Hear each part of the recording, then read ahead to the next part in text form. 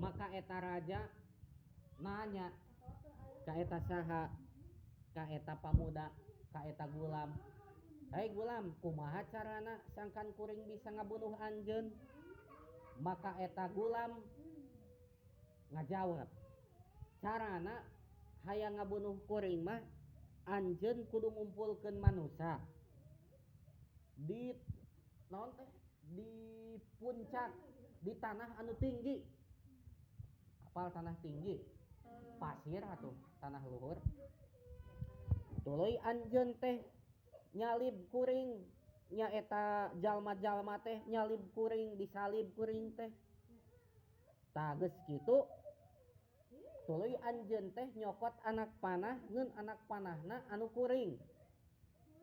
Tah geus kitu samemeh anjeun nembak kuring ku anak panah anu anak panah nati kuring, maka kudu ngucapkeun heula kieu anjeun teh, bismillahirabbil gulam. Nah, jadi memeh nembak kuring ngomong naon heula anjeun teh raja?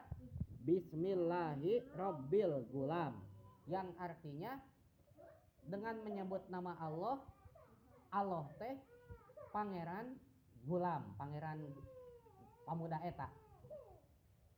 Tagus nyebutkeun bismillahirabbil gulam, karek temak kuring teh ku anak panah ieu.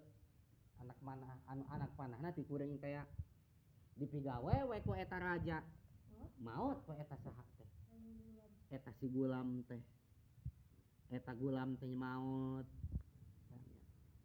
Ari pek teh sabada eta gulam maot, maka jalma-jalma anu naon anu mawa eta gulam ka pasir, ka tanah tinggi teh kalah ka beriman ka Allah. Cek eta jalma-jalma teh, amanna birabbil gulam, amanna birabbil gulam, 3 kali. Amanna birabbil gulam. Kuring iman ka pangeranana ieu gulam, ka Allah teh. Ternyata perkataan si gulam teh benar. Gitu. Kumaha? Maka raja ngobrol ka jalma-jalma, "Hei, sakabeh manusia, kalaka iman ka Allah maraneh teh teu sieun ku kuring." Cek saha teh? Cek eta raja, "Henteu," cek jalma-jalma teh. Jadi jalma-jalma teh ayeuna mah kalaka arariman ka saha? Ka Allah. Anu tadina eta jalma-jalma teh anak buah raja. Tah geus kitu maka jalma-jalma anu arariman eta ku raja dihukum. Kumaha dihukumna?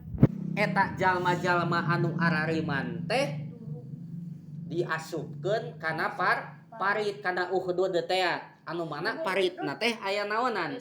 Aya seuneuan nya geus ngahurungkeun seuneu dina jero parit, dialung-alungkeun. Lain dialung-alungkeun, sok anu masih keneh iman ka Allah geura ngaclog kana seuneu. Gitu cek eta raja teh. Aya anu naon? Anu mungeun ngaclog? Aya. Cenah urang mah mung diduruk. Sok atuh kaluar ulah iman ka Allah. Aya nu kitu, ngeun saeutik nu kitu. Bahkan aya ibu-ibu awewe, ibu-ibuna teh ngais budak. Budakna teh pantaran can bisa ngobrol, pantaran mahira meureunna can bisa ngobrol. Cek eta inungna teh, da kuring teh iman ka Allah ieu teh. Moal kuring mah moal iman ka eta raja, moal hayang iman ka Allah. Tapi kumaha nya lamun iman ka Allah mah kuring teh kudu ngaclog kana seuneu, ragu-ragu eta karunya ieu budak, cek eta ibu-ibu teh. Pek teh budak teh ajaib ngobrol. Ma, mun cek basa Sunda mah, entong ragu-ragu, sok we ngaclog, pertahankeun iman ka Allah, tenang we kuring mah teu sieun, cek eta budak teh. Padahal mah budak teh pantaran can bisa ngomong. Teu ragu deui eta ibu teh ngaclog jeung budakna. Tapi memeh tepi kana seuneu teh sadayana ogen geus dicabut nyawana, jadi teu merasakan panas di durukna. Tah kitu kisah Ashabul Ukhdud teh.